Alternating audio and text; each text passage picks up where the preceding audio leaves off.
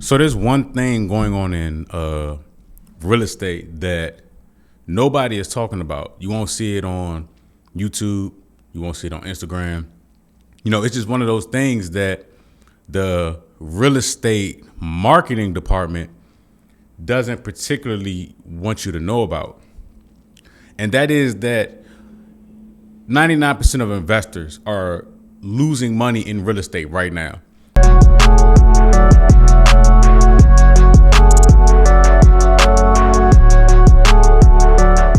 And I'm referring mostly to investors that do rehabs, like buy, fix, and flip. Not necessarily builders and not necessarily buy and hold investors.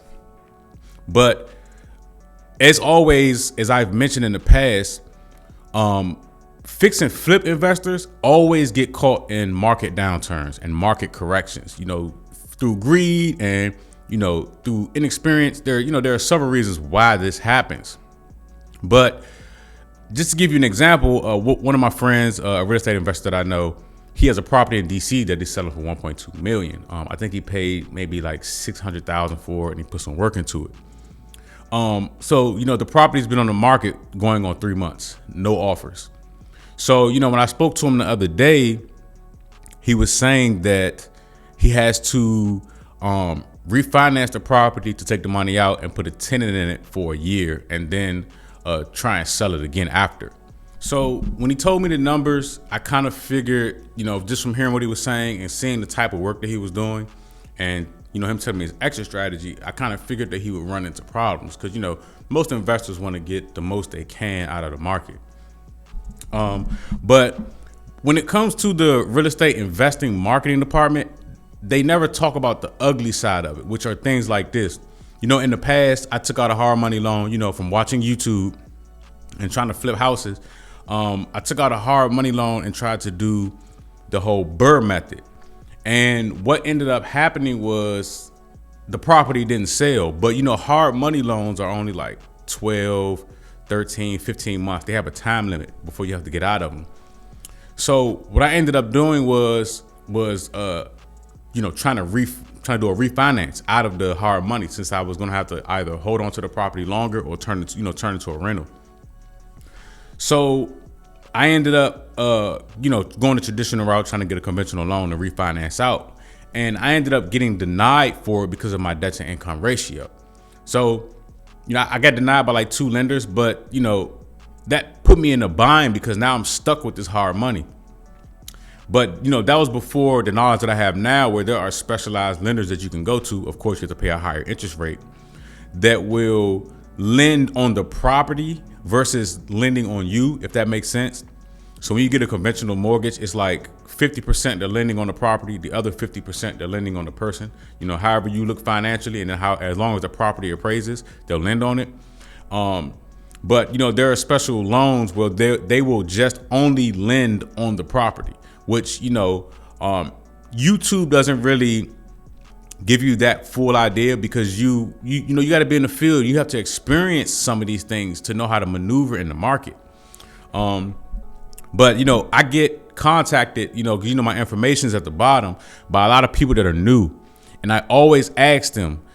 People will send me a message and say, "Hey, I want to get a rental property out there in DC or out there in Maryland," and I always hit them with what area are you interested in? What style property? Is it a single family home? Is it a town home? Is it a row home? Is it a condo? What type of financing are you using? Are you paying 100% cash? Are you using hard money? Are you using conventional financing? Are you putting up 10%, 20%? Do you already have your financing in place? What's your exit strategy? Are you looking to have a rental property? Are you looking to fix and flip? What exactly, or are you doing Airbnb? What is your exit strategy? The who, the what, the when, the where, the why. And 99% of the people that reach out to me when I ask those questions, they do not answer back, because it sounds good on Instagram and on YouTube on face value, right? They'll say, "Hey, I bought this property for $50,000 and sold it for $450,000," and then it just sounds like that's how simple it really was. And so people get this idea and think that it is that simple, when in reality it's not. Okay, there's no deal out here that is cut and dry like that. I think I've only done one deal that was that cut and dry, but for the most part, there's always something, whether it's something with going on with the rehab, whether you get like a stop work order because you did something outside of your permitted, which you were permitted based on, the jurisdiction you're in. There are things where, the buyers may want you to cover some of their costs. Like, a lot of these real estate investors are getting crushed right now. The flippers, for the most part. So, like, for example, if you have a house listed and somebody puts in an offer, they may lowball you $10, $15, $20, $30,000. And then on top of that, they may need, based on what their lender is saying, to buy the property, seller assistance. So that, your margins are getting, shot all up, and then we haven't even talked about the simple fact that the market is in correction territory where the prices may have dropped 5, 10, 15, 20%. So when it comes to doing rehabs, you have to know what you're doing. And unfortunately, on YouTube and on Instagram, you will never see people ever that say, oh, I lost money on this real estate investment. You'll never see that. But it's 99% of real estate investors. Now, here's what I suggest to people that do want to get into real estate investing. Don't think that you can be a rehabber full time. There are some people out here that are, but don't do it that way. Have cash coming from somewhere else, whether you have a good job or, you have your own business, and have the real estate investing aspect, the flipping part of it, be secondary. Because what happens is, even in the rental market, whether it's Airbnb or whether it's just a traditional rental with multifamily, you have sometimes where people just won't pay the rent. You know what I mean? Like, I have a friend that's a lender. He has 12 properties in Baltimore, but 5 or 6 of those people aren't paying anything, and he has to go through the eviction process. So you have to have the cash flow and the money to float that. Otherwise, whoever lended you the money on those properties is going to foreclose on you, and now you've messed up your credit. You know what I mean? And it's going to be a lot harder for you to be able to get the next property. Okay. Now, here's the other thing, the other ugly truth that they don't talk about when it comes to real estate investing, especially on the rental side, is the amount of debt that people are accumulating. Okay. They'll tell you on YouTube and on Instagram that actually buying a property to live in is a liability, and that you should be on the investing side to be making money off of it. That's fine and all. But when it comes to flipping and stuff, like, you got to be out of the property fast, because the interest that these hard money lenders charge is a lot higher. But when it comes to buying a residence that you're going to live in as a primary residence, if the market goes down 15, 20%, you won't be that effective. You'll lose equity, for a short amount of time. But if the market dips 20% and somebody's doing a flip with hard money, they're crushed. It's over. But somebody that is buying a property to live in, most people that buy their primary residence stay there for 10 years. So, like, the market's going to dip and it's going to come back up, or, it may exceed, year 15 or year 20 or year 30. It's almost like when you, put your money into the S&P 500, right? And the market dips, 20 years from now, the S&P 500 won't be the same place, it is today. It'll be somewhere different. You know what I mean? So it's like, it's similar. But, when it comes to wanting to get into real estate investing, I always tell people, if you want to start, get in on the low risk side. The low risk sides are wholesaling, if it's legal in your area, and being a real estate agent.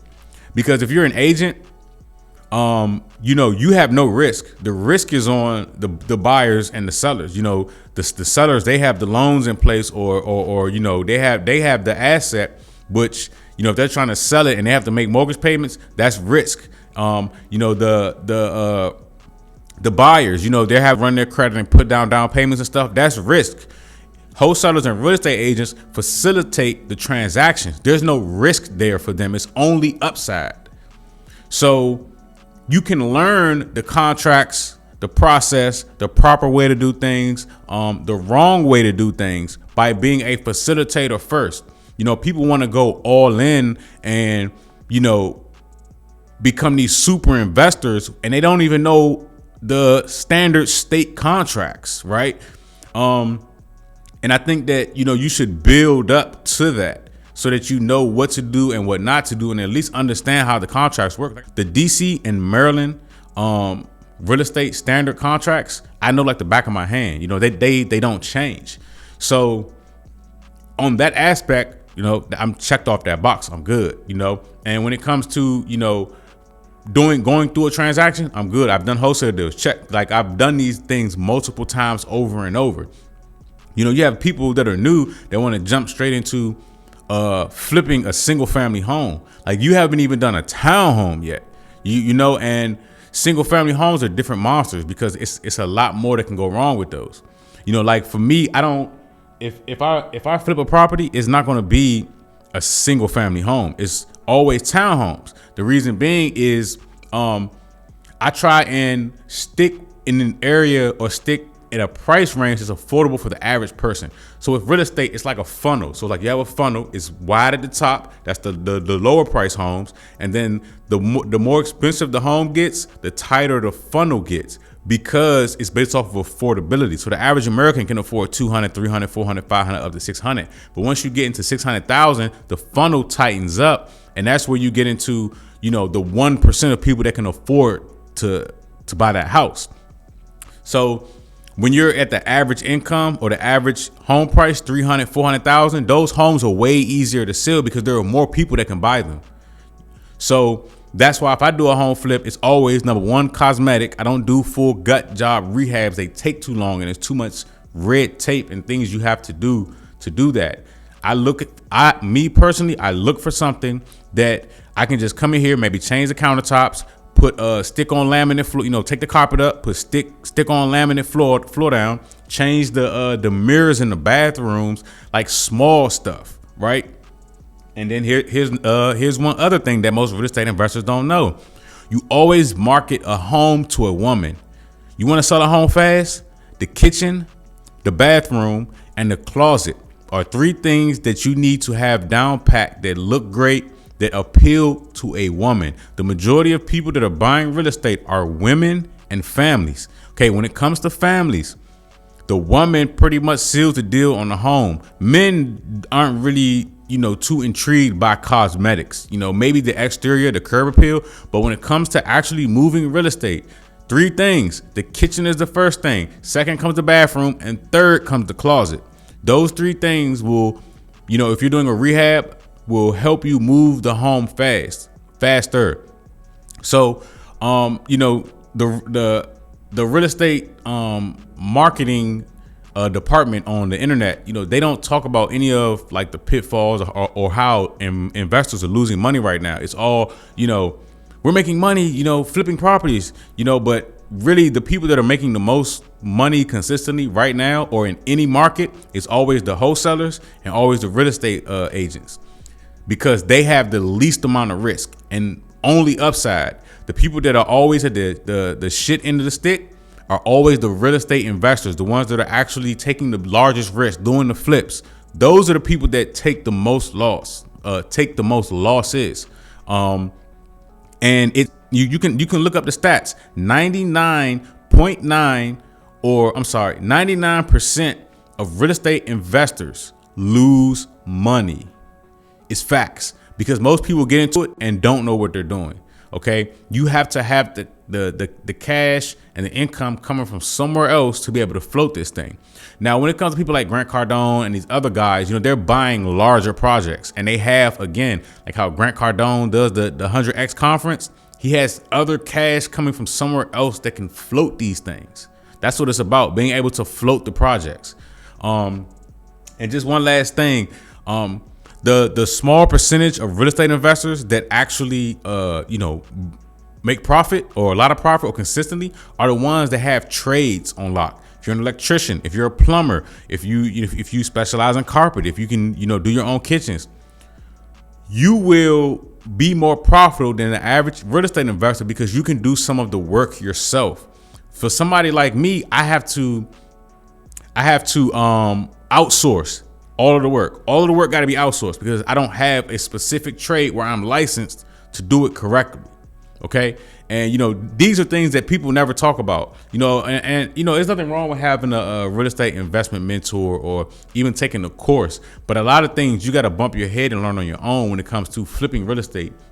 And everybody wants to, do house flips because it sounds sexy. Somebody says, hey, what do you do for a living? Oh, I'm a real estate investor. It sounds sexy, but it's not as sexy as you think because the majority of people lose money. Okay. And most people won't tell you that, especially agents. Agents are going to push you. Hey, yeah, get this property, get that property. But the majority of people lose money. These TV shows, these people on Instagram, they make it seem like it's sunshine and rainbows, but it's not. It's kind of like it's a numbers game, right? Let's just say you do 10 rehabs in a year.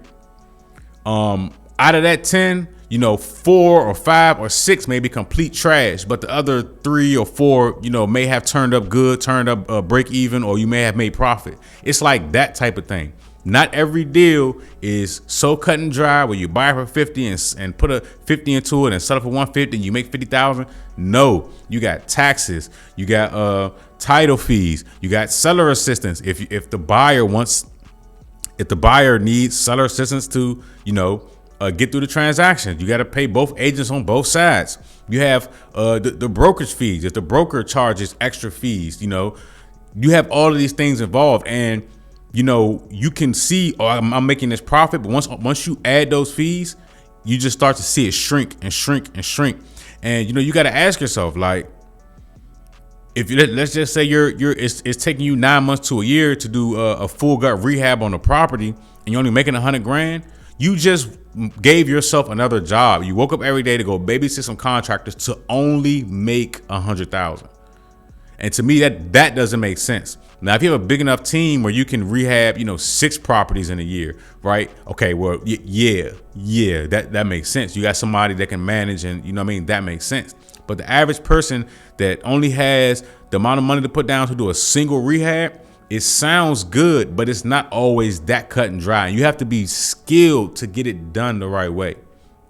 But I just wanted to just leave you all with that because, a lot of the investors that I know are getting crushed right now. The rehabbers, they're getting crushed and nobody's talking about it. You will rarely see any video on YouTube or on Instagram that talks about how real estate investors are losing money right now.